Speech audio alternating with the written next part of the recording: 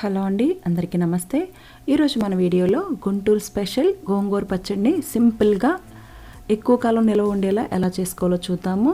మరి దీనికి కావాల్సిన పదార్థాలు గోంగూరతో పాటు ఎండుమిర్చి, కొంచెం పచ్చిమిర్చి, ఒక ఉల్లిపాయ, ఓ 2-3 టేబుల్ స్పూన్స్ ధనియాలు, కొంచెం కరివేపాకు, కొంచెం చింతపండు, ఓ 2 టేబుల్ స్పూన్స్ ఆవాలు, ఒక 1/2 టేబుల్ స్పూన్ మెంతులు, వీటితో పాటు కొన్ని టమాటాలు, వెల్లుల్లి, పసుపు ఉంటే సరిపోతుంది. ముందుగా ఈ రెసిపీ కోసం మనం గోంగూరని నీట్గా వాష్ చేసుకొని ఒక కాటన్ క్లాత్ పైన నీడలోనే ఆరబెట్టుకోవాలి. గోంగూరని నీడలో ఆరబెట్టుకోవాలి. ఎండుమిర్చిని ఎండలో ఎండబెట్టుకొని కొంచెం గలగలలాడే వరకు ఉంచుకోవాలి.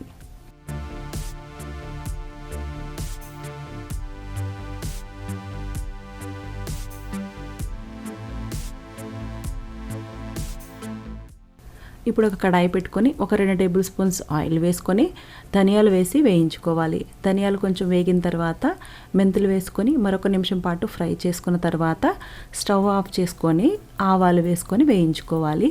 ఆ వేడికి ఆవాలు మగ్గిపోతాయి.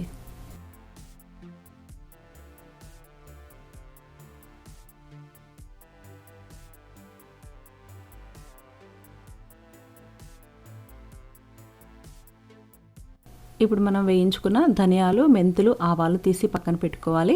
ఇప్పుడు అదే కడాయిలో కరివేపాకు కూడా వేసి వేయించుకోవాలి. కరివేపాకు కూడా వేగిపోయిన తర్వాత తీసి పక్కన పెట్టుకొని పచ్చిమిర్చి కూడా వేసుకొని వేయించుకోవాలి.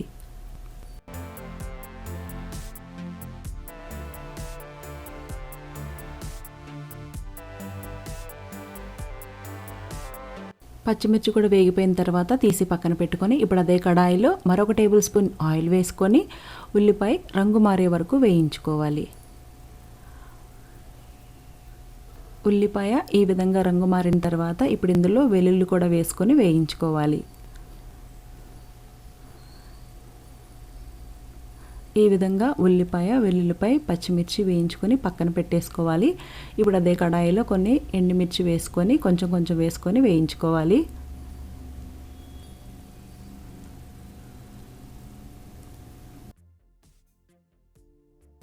ఎండుమిర్చి కూడా ఫ్రై అయిపోయిన తర్వాత ఇప్పుడు అందులోకి గోంగూర వేసుకొని కొంచెం సాల్ట్ కూడా వేసుకొని మగ్గనివ్వాలి. గోంగూర ఈ విధంగా ఫ్రై అయిపోయిన తర్వాత తీసి పక్కన పెట్టుకోవాలి. ఇప్పుడు అదే కడాయిలోకి మనం కట్ చేసి పెట్టుకున్న టమాటా ముక్కలను కూడా వేసుకోవాలి. దాంతోపాటు చింతపండు కూడా వేసుకొని కొంచెం సాల్ట్ వేసుకుంటే తొందరగా మగ్గిపోతుంది. ఈ విధంగా మగ్గిపోయిన తర్వాత కొత్తిమీర కూడా యాడ్ చేసుకోవాలి. ఈ విధంగా మొత్తం అన్నీ వేయించి పక్కన పెట్టుకున్న తర్వాత కొంచెం చల్లారిన తర్వాత మనం గ్రైండ్ చేసుకోవాలి. ఫస్ట్ ధనియాలు, ఆవాలు, మెంతులు వేయించుకున్నాం కదా, అవి పొడి చేసుకోవాలి. తర్వాత ఎండుమిర్చి పొడి చేసి కలుపుకోవాలి. ఈ విధంగా పొడి చేసుకున్న తర్వాత ఇప్పుడు పచ్చిమిర్చి, వెల్లుల్లి, ఉల్లిపాయ కూడా పేస్ట్ చేసుకోవాలి.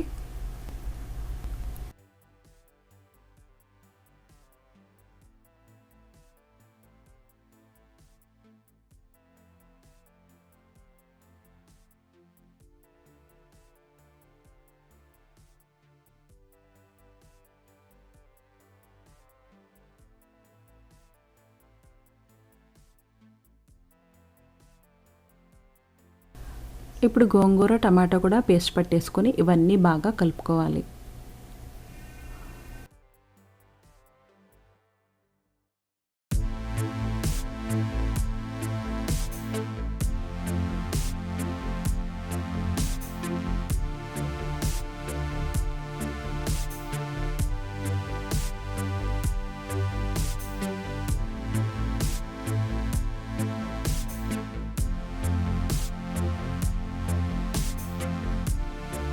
ఇప్పుడు అదే కడాయిలో ఒక 4-5 టేబుల్ స్పూన్స్ ఆయిల్ వేసుకొని కొన్ని ఆవాలు, ఒక 4-5 ఎండుమిర్చి, కొంచెం కరివేపాకు, ఒక చిటికెడు పసుపు వేసుకొని పోపు పెట్టుకోవాలి.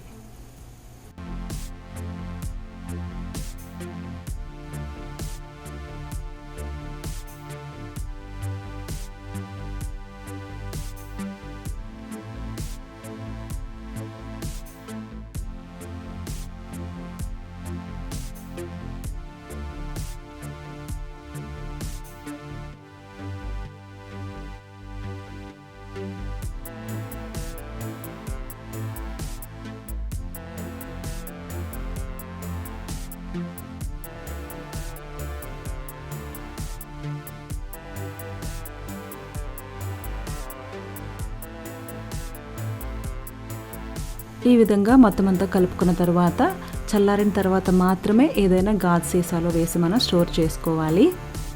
చూసారు కదండి, ఎంత సింపుల్గా మన గుంటూరు గోంగూర పచ్చడి రెడీ అయిపోయిందో. రెసిపీ నచ్చింది అనుకుంటున్నానండి. మీతో పాటు మీ ఫ్రెండ్స్ అండ్ ఫ్యామిలీ మెంబర్స్ అందరికీ షేర్ చేయండి. మన ఛానల్ ఎవరైనా ఫస్ట్ టైం చూస్తుంటే తప్పకుండా లైక్ చేయండి, సబ్స్క్రైబ్ చేసుకోవడం మర్చిపోవద్దు. మరొక మంచి రెసిపీతో మళ్ళీ మీ ముందుకు వచ్చేస్తాను. అంతవరకు సెలవు మరి. నమస్తే.